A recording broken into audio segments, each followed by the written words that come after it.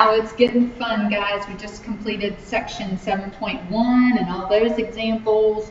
We did 7.2 with the greatest common factor and learning how to factor that way.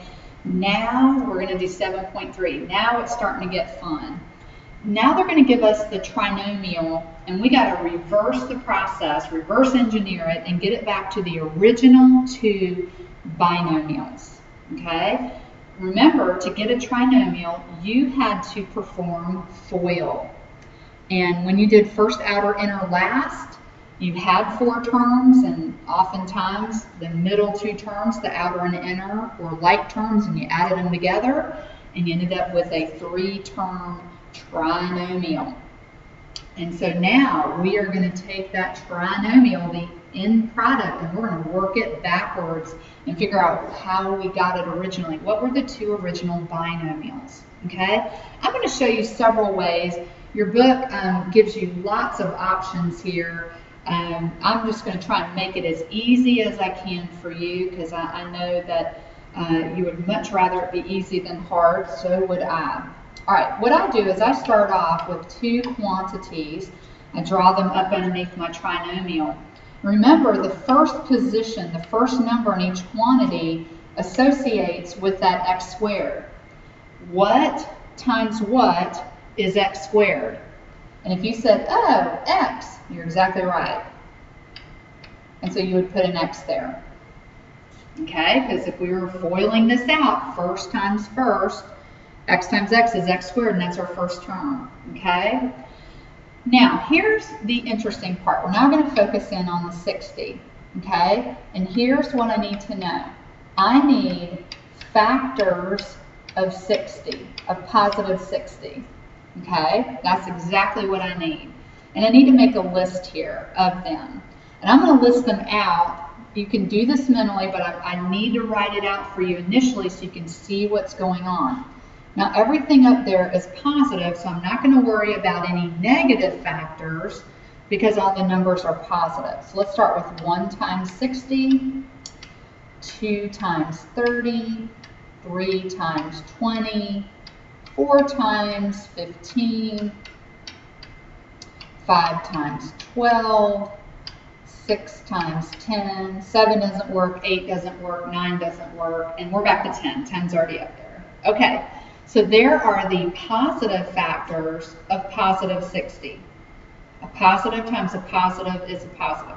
You also could have the negative factors. Negative 1 times negative 60 is also positive 60. Okay? Same thing here. Here, and negative 4 times negative 15, negative 5 times negative 12, negative 6 times negative 10. Okay? Every one of those pairings up there all equal, when I multiply them, they equal positive 60. Okay? Because all the numbers in our trinomial are positive, we don't need these. We just don't need them. I would only need those numbers if I had a negative sign in there somewhere along the way. Okay? Now, we have the factors of 60. Now, here's your question. Which one of those factors adds up to equal 19? That's what you're looking for. Only one of those pairings adds up. So let me ask you something. What's 1 plus 60? Well, it's not 19. What's 2 plus 30? Not 19. What's 3 plus 20? Not 19. What's 4 plus 15? There we go. That is 19. What's 5 and 12? Not 19. And what's 6 and 10? Not 19. So there's no way that you could ever mistake the answer. There's only one pairing when you multiply them at 60, but when you add them, it's 19.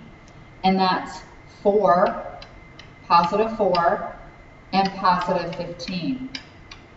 And there you go. You just factored x squared plus 19x plus 60. Now, how can you be sure you're right? Well, why don't you just FOIL it back out and check it? So first would be x times x, which is x squared. Outer is positive 15x. Inner is 4x. and last is 60. And of course we have our like terms here, and there it is, x squared plus 19x plus 60. I know for a fact that these are the original two binomials for that trinomial. Okay? Now I did a lot of explaining and a lot of work up here. It really can be a little bit faster and a lot simpler than this. So this is how I do it. Get your two binomials up here. Let's get them primed here at the beginning with the x's, okay? So we're looking for factors of 24 that add up to be 10.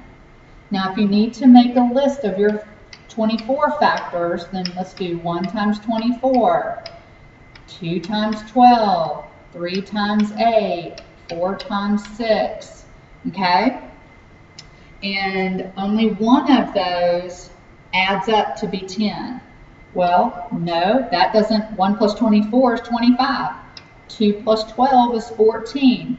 3 plus 8 is 11. Only 4 and 6 work. And those are the two numbers. Either order, you could put the 6 first and then the 4, or the 4 first and then the 6. It doesn't matter what order the numbers go in.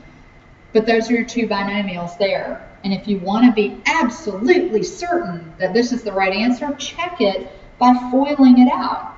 X squared, here's your first, outer, inner, last. And then let's add these two together in the middle because they're like terms. And yes, sir, look at that. We've got it.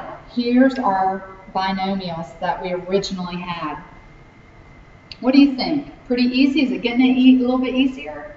Hopefully, as the numbers get lower, you'll be able to visualize what to do here, okay? I'm going to leave C for you, so there's extra credit for you. Care of me. And I'm going to do D because there is a negative sign in there, and I don't want you confused and not knowing what to do. So what we're looking for are factors of positive 40, whose sum, they add up to be negative 13, right there in the middle. So I'm going to list out 40, and 40, you could have positive 1 times positive 40. You could have negative 1 times negative 40. They both equal 40, okay? 2 times 20 and negative 2 times negative 20. 3 doesn't work. You could have 4 times 10 and negative 4 times negative 10. You could have 5 times 8, negative 5 times negative 8. 6 doesn't work, 7 doesn't work, and we're repeating again once we hit 8. There are 8 pairs of factors up here, okay? Only one of these actually adds up to be negative 13, okay? Well, I can start right here. 1 plus 40 is 41. That's not negative 13. 2 plus 20 is 22.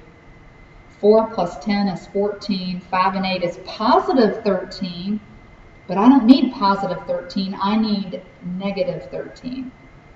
Okay, so I can mark these out. That's not negative 13, neither is that. And the only one that works is right there. Negative 5 times negative 8 is positive 40. When I multiply them, I have positive 40.